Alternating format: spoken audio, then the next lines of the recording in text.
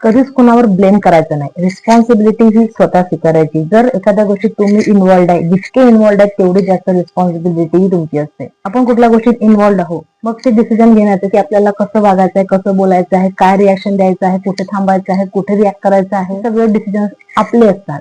त्यामुळे कुठल्याही गोष्टीचं, एखादी गोष्ट चांगली झाली की माझ्यामुळे झाली आणि वाईट झाली की मग त्याच्यामुळे झाली, हा ब्लेम करणं, एखाद्या गोष्टीचं कुणावर खापर फोडणं हे खूप जास्त चुकीचं आहे. मग प्रत्येक व्यक्ती आपल्या आयुष्यात आपल्याला भेटणारा काहीतरी शिकवून जातो.